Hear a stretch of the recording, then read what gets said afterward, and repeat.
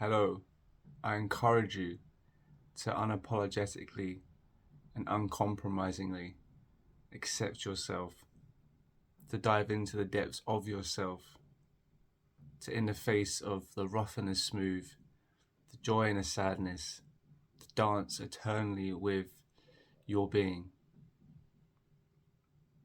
to realize that all you need is an acceptance of the presence, to understand that you don't need to be more, to understand that you don't need to accept fear and to act, to act, to act upon your natural expression relentlessly, to live in a state of acceptance in the good and the bad,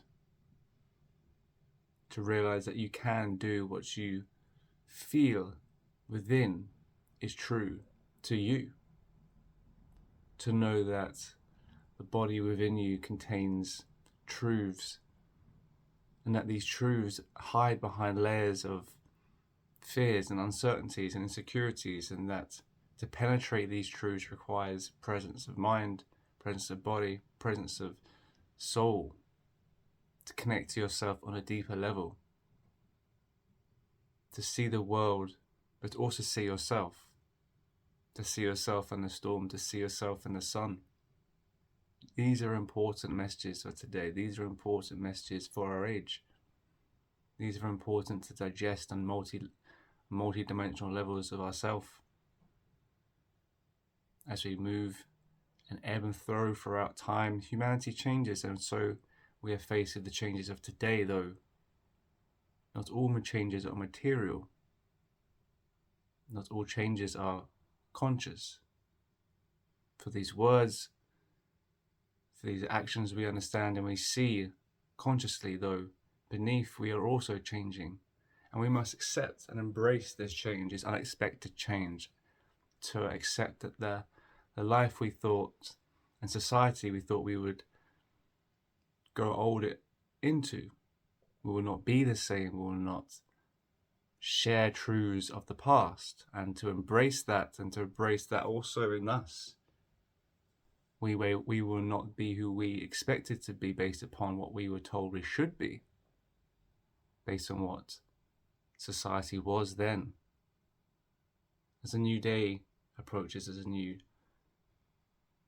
dimension calls to us, a dimension of wholeness, of acceptance of self, to accept that work unto work itself, to accept that work, salvation through work, is not all that there is, to understand that the work is multi-dimensional, and those working their entire life in a career for money, for salvation in society, is not what God speaks, whispers into our hearts and ears. To know that the work requires an acceptance of self, to realize oneself, to be deep in one's impurities and purities simultaneously, all the time, eternally, forever, here and now, deeply. To understand that we must develop a different tongue, a different state, a different being, because it is incumbent on us, as the times change, to be human, to discover our humanity, to discover us, to realize us, to realize that a paycheck is not salvation, to realize that a mortgage and a house is not salvation, to realize that the social media presence is not salvation. And though material work be good, a connection with our sacred self is more important, and is at stake in this moment as we move, as humanity experiences a motion, a wave. And will you fall under that wave, under the weight of that wave, into the depths of the sea eternally? Or Well, you ride the wave through faith, through trust in humanity, not only yourself, but in humanity. That is important. Because we are not experiencing this alone. We are on this wave together. But not everyone will go in the same direction. Some fight the wave. They don't like change. They want to hold on to the past, or they want to project what they want onto the future. And they don't want to have faith or trust in the sacred self, in humanity. And that is understandable, because humanity has had a long timeline filled with many trials and tribulations and traumas and pains, and we have our own, but we also have, and we carry humanity's traumas and pains, and it's totally understandable when people resist and they fight and they want to contort humanity into what they believe is right. But that is not natural. We must accept the pains of the past and the present and of the future if we are to achieve what we deep down understand and know. Humanity beckons, and not everyone wants humanity.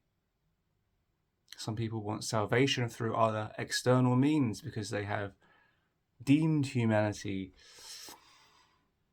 too painful. And it is an open heart that I can understand that, but do not accept it. And we in society have rationalized and intellectualized our sacred gift of pain away through drugs, through prescription, through a language that rejects pain, that rejects suffering, that closes down the heart's impulse to resolve and reconcile the differences, the creative impulses of pain and pleasure. And we now have rejected humanity's natural states of pain and joy. Well, not joy, but certainly pain. And we chase joy, and we chase the ideal, and we chase material salvation, and we chase money, we chase technology, and humanity is in danger of being left behind, as over an extensive time period humanity has gained a lot of trauma over hundreds of thousands of years, and we carry our own, but we carry the past. And for a lot, it has proved too much, and they see technology as a way to escape. They see it as a vessel to escape, to finally escape humanity. And to those, they will go as they please. But humanity is still on a wave, a trajectory towards its highest timeline through its sacred self. And are those that also wish to sacrifice their expectations and their limited beliefs and their desire for control, for salvation through material means. And in that sacrifice, we ride that wave to an unknown destination, though sacred. And we believe in the heart, in the human heart. We believe in salvation through suffering.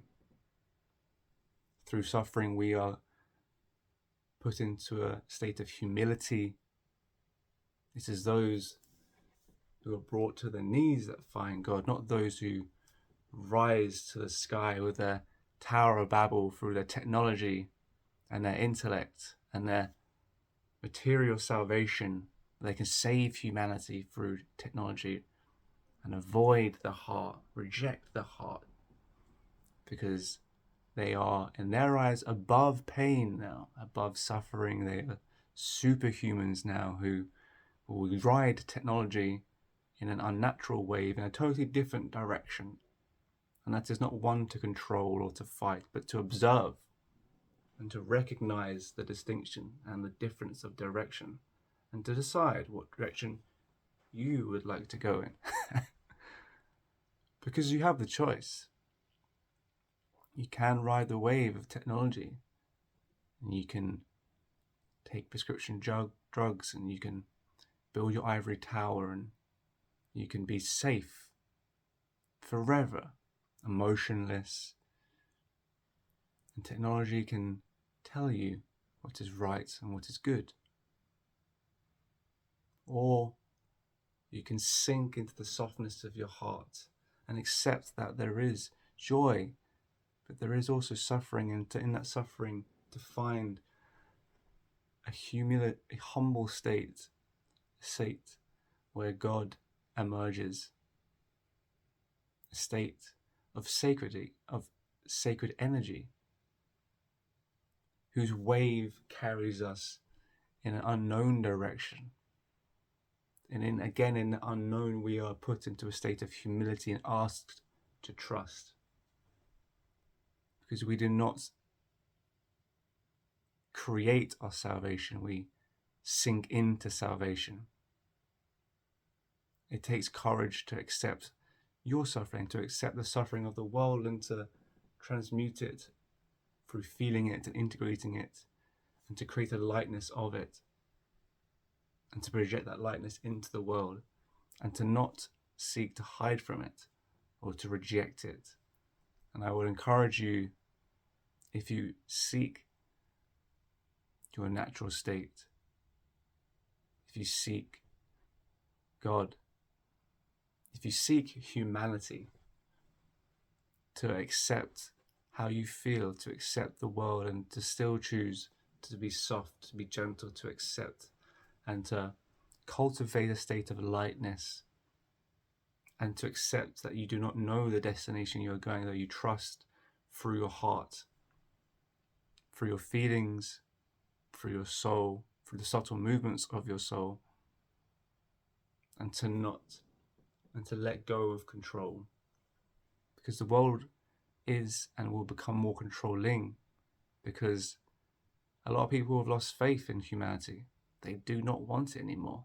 In fact, they are attacking it relentlessly and will continue to do so. And for them, technology, AI, is their endgame. That's it. They're done. They're done with humanity. They don't want all this suffering and vulnerability and humility and limitation, sacred limitation.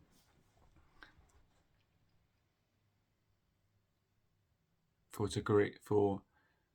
it takes creativity and spontaneity occurs in limitation, through the tension. When one plays an instrument, we pluck the string and create the tension to create sound. If we escape the tension within our hearts, those painful moments and the pain of our past, then we escape the potential inspiration of humanity. We escape the creative impulse, the God within. So it is up to you to decide, though. Take notice of the distinction between the heart and the mind. The collective mind, is not too fond at the moment of the collective heart. And there is a balance to be struck, of course. Though at the moment we are faced with a rejection of the heart. And if you wish to reclaim humanity's heart, then I would urge you to retreat into your feelings and to re-establish a relationship with your feelings. To accept that they will not always be pleasant. To accept the beauty in that. And to be humble in that state, as there will be times where you will feel vulnerable and weak, and to accept that as part of humanity, part of the beauty of humanity. And to trust in humanity, and through your work in that endeavor, maybe humanity can begin to appreciate itself more and not seek to escape it. So, the decision is yours.